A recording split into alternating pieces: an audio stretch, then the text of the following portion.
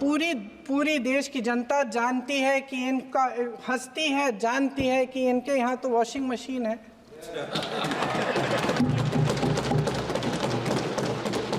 तो यहाँ से वहाँ जाता है, वो धुल जाता है। इस तरफ दाग, उस तरफ स्वच्छता। और मेरे कई ऐसे साथी हैं जो इस तरफ होते थे उस तरफ चले गए, मुझे दिख भी रहे हैं, वॉशिंग मशीन में शायद धुल गए हैं। अध्यक्ष महोदय, जहां भाईचारा और अपनापन होता था, जहां हमारे संविधान ने एकता का सुरक्षा कवच दिया था, वहां शक और घृणा के बीज बोए जा रहे हैं। एकता का सुरक्षा कवच तोड़ा जा रहा है। प्रधानमंत्री जी यहाँ सदन में संविधान की किताब को यूं माथे से लगाते हैं, लेकिन संभल में, हाथरस में, मणिपुर में जब न्याय की गुहार आती है, उठती है, तो उनके माथे पे शिकन तक नहीं आता।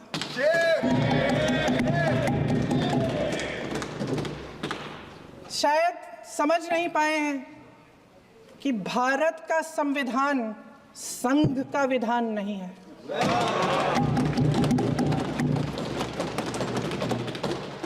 भारत के संविधान ने हमें एकता दी, हमें आपसी प्रेम दिया। उस मोहब्बत की दुकान जिस पर आपको हंसी आती है, उसके साथ करोड़ों देशवासी चले। करोड़ों देशवासियों के दिल में एक दूसरे के लिए प्रेम है, घृणा नहीं है। Who used it? Who used it? I have not used it at all. I am not a Hindi Bhashi either. I have not used it, sir. Sir. That's right, whoever used it, right? I have not used it, sir. I'm sorry. What? I have not used it. I don't even know that word. What are you throwing it at me? You probably hear it in Assami. I have not used that word. माननीय मंत्री जी। Yeah, but I have not used the word because I don't know it. There is no lie or no. I am saying I have not used it, and I have not said you're lying. I am not here to argue in those. I argue on merit. If I have not used it, why will I admit it? And first of all, my Hindi is not so rich for me to use abuses. I use barely 10 words with which मैं बोल चाल हिंदी करती हूँ जी. If only my vocabulary was rich, I'll know which is abuse, which is not. So, sir, this is a digression from the main point which Rajiv Raiji threw at me. He said a letter dated 9/11, a letter was written to you, you didn't reply. I'm telling you, letter dated 9/11/24 was received on 23/11/24. The letter pertains to an issue being faced by bank mitras with a request to constitute a committee to examine their grievance. That was the matter he wrote. Sir?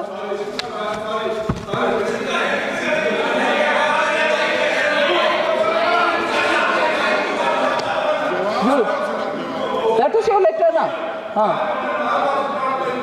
Which is the letter you're talking about? Huh? Without permission, Oh, okay, sir. Okay, thank you. I'll get that detail also. But now the detail. Excuse me, भाई साहब, वो पूर्ण सशक्त है, वो बोलेंगे हमारे साथ. Don't worry. नहीं, 1 मिनट. वो ठीक है भाई, 1 मिनट. प्लीज, आपको अलाउ नहीं किया. नवंबर में इनके चिट्ठी का विवरण मैं दे रही हूँ. अभी वो बोल रहे हैं दूसरी डेट, उसका भी मैं डिटेल्स निकलवा करके उनको देती हूँ. सर, आपके सामने बोल रही हूँ मैं. और ये नवंबर का चिट्ठी का जवाब मेरे से मैंडेटरी 15 दिन के अंदर एक्नॉलेजमेंट गया है उनके पास, और उसके बाद डिटेल्ड रिप्लाई भी हमारी तरफ से चला गया इस मामले में. अगर उनके पास दूसरे और मामले हैं तो वो बोलने दीजिए, मैं जवाब उसका भी देती हूँ. ठीक है, आप अभी बोल रहे हैं ना, that's fine. नहीं, अभी बोल रहे हैं. एक मिनट मंत्री जी, 1 मिनट. सांसद महोदय हर सांसद महोदय का पत्र दिया, पर मंत्री जब बिल पर रिप्लाई करेगी तो हर पत्रों को लेके थोड़ी आएगी, तो संभव नहीं है। नहीं, ये संभव नहीं है, अनप्रैक्टिकल चीज़ है भाई। आपने चिट्ठी लिखी, चिट्ठी का मंत्री जी जवाब दिया, लेकिन बिल के जवाब के समय आपकी हर चिट्ठी का जवाब माननीय मंत्री जी आप भी। थैंक यू सर, आप डिटेल दे दीजिए, उसका भी मैं देती हूँ, विवरण देती हूँ। अगर मेरी तरफ से जवाब नहीं आता, मैं लिखित में माफी भी लिखती हूँ। मैं ऐसे वैसे आदमी नहीं है जी, मगर आप जब दूसरे के साथ झूठ के आरोप मेरे ऊपर डालते हो स्पीकर के सामने, I will not sit quite. Alright sir, क्या? Okay, thank you. Rejoice yourself by correcting my Hindi, but you should also hold a complaint against them for not allowing us to learn Hindi in Tamil Nadu. Sir. All right, that's fine. Sir. Sir. Letter received. Sir. Sir. Gaurav Gogoi का विषय sir, I want to get into details. Sorry? Please.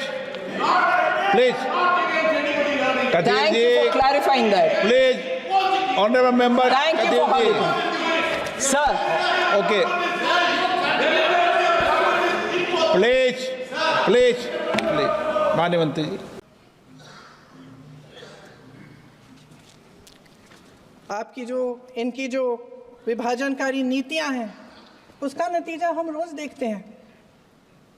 राजनीतिक फायदे के लिए संविधान को छोड़िए, देश की एकता को भी ये रख नहीं सकते, इसकी सुरक्षा नहीं कर सकते। हमने संभल में देखा, मणिपुर में देखा। दरअसल इनका कहना है कि अलग अलग इस देश के अलग अलग हिस्से हैं,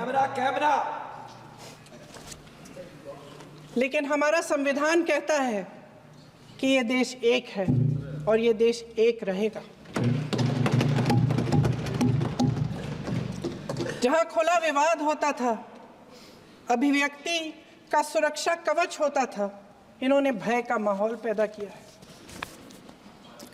सत्ता पक्ष के मेरे साथी अक्सर 75 सालों की बात करते हैं, लेकिन इन 75 सालों में ये उम्मीद, आशा, ये अभिव्यक्ति की ज्योति कभी थमी नहीं, कभी बुझी नहीं। इस देश की जनता ने खुलकर आलोचना की, निडर होकर धरने किए, प्रदर्शन किए। जब जब जनता नाराज हुई, तब तब सत्ता को ललकारा, उसे चेतावनी दी, बड़े से बड़े नेताओं को कटघरे में खड़ा किया, उनसे जवाब मांगा, न्याय मांगा। इस देश के छोटे छोटे से नुक्कड़ की दुकानों में, चाय की दुकानों में, इस देश के घरों में, गलियों में, मोहल्लों में, अखबारों में, प्रकाशन घरों में, न्यायपालिकाओं में चर्चा कभी बंद नहीं हुई। लेकिन आज ये माहौल नहीं है। आज जनता को सच बोलने से डराया जाता है, धमकाया जाता है। पत्रकार हो या विपक्ष का नेता हो या किसी यूनिवर्सिटी का प्रोफेसर हो, छात्र संघ हो या कर्मचारियों का संगठन हो, सबका मुंह बंद कराया जाता है। किसी पे ईडी, किसी पे सीबीआई, किसी पे इनकम टैक्स,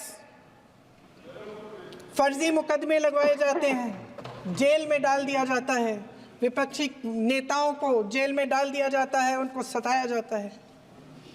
किसी को नहीं छोड़ा इस सरकार ने।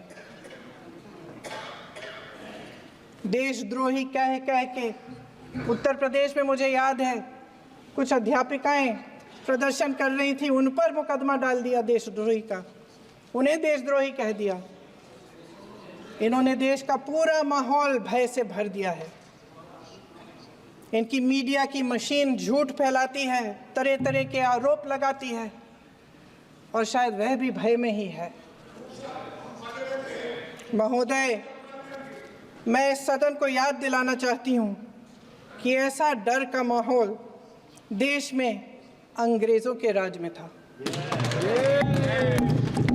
जब इस तरफ बैठे हुए गांधी की विचारधारा वाले लोग आज़ादी की लड़ाई लड़ रहे थे और उस तरफ वाली विचारधारा वाले लोग भय में रहकर अंग्रेजों के साथ साठगांठ कर रहे थे।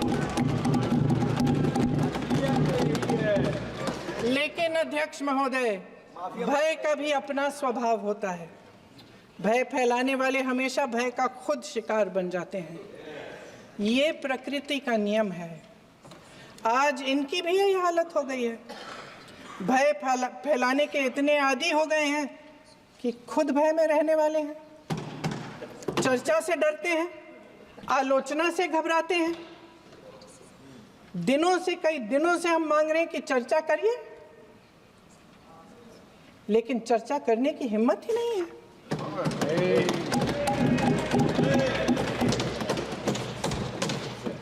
एक कहानी होती थी अध्यक्ष महोदय, शायद बचपन में आपने भी सुनी होगी। राजा भेष बदलकर बाजार में आलोचना सुनने जाता था। ये सुनने जाता था कि प्रजा मेरे बारे में क्या कह रही है, मैं सही रास्ते पे चल रहा हूँ कि नहीं।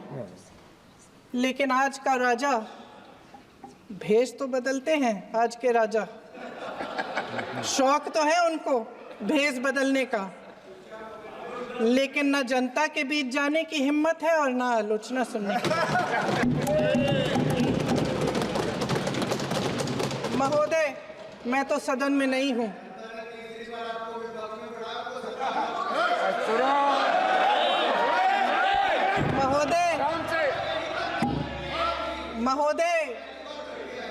महोदय, जनता में बहुत विवेक है, ये सही है।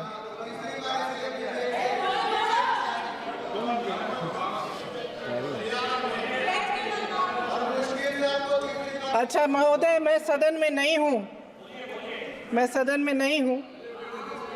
कुछ हाँ ठीक है, मैं सदन में नहीं हूँ, मात्र 15 दिनों से आ रही हूँ।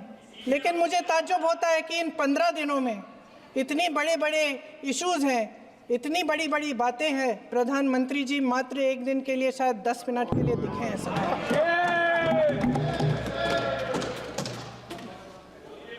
बात यह है अध्यक्ष महोदय जी कि ये देश भय से नहीं, साहस और संघर्ष से बना है। इसको बनाने वाले देश के किसान, जवान, देश के करोड़ों मजदूर और गरीब जनता है। संविधान इनको साहस देता है। मेहनती मिडिल क्लास है और इस देश के जो करोड़ों देशवासी हैं, जो रोजाना भयंकर परिस्थितियों का सामना करते हैं, उनको साहस देता है। वायनाड में जो आपदा आई, उसमें एक छोटा लड़का था 17 साल का। 6 घंटों के लिए उसने अपनी माँ को बचाने की कोशिश की। 6 घंटों के लिए आप सोच सकते हैं कि अगर नदी की धारा बह रही है, नाराज है, आप अपनी माँ को पकड़े हो, 6 घंटों के लिए पकड़े रखते हो कि मेरी माँ बच जाएगी, और अंत में वो माँ भी बह जाती है। उस लड़के का साहस, उन महिलाओं का साहस जो पीड़ित हैं लेकिन फिर भी अपनी लड़ाई लड़ रहे हैं, उन संभल के बच्चों का साहस जिनके पिताजी अभी गुजर गए लेकिन फिर भी उनके सपनों को साकार करने की हिम्मत है, उनका साहस है। वो साहस से संविधान ने दिया है।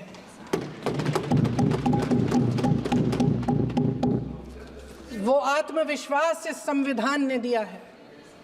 ये देश भय से नहीं चल सकता, ये देश साहस से ही चलेगा। भय की भी सीमा होती है, और जब वो सीमा पार हो जाती है, जब किसी को इतना दबाया जाता है कि उसको लगने लगता है कि अब मेरे पास खोने के लिए कुछ नहीं है, तब उसमें एक ऐसी शक्ति पैदा होती है जिसके सामने कोई कायर खड़ा नहीं हो सकता। ये देश कायरों के हाथों में ज़्यादा देर तक कभी नहीं रहा है। ये देश उठेगा, ये देश लड़ेगा, सत्य मांगेगा, सत्यमेव जयते। जय हिंद। अगले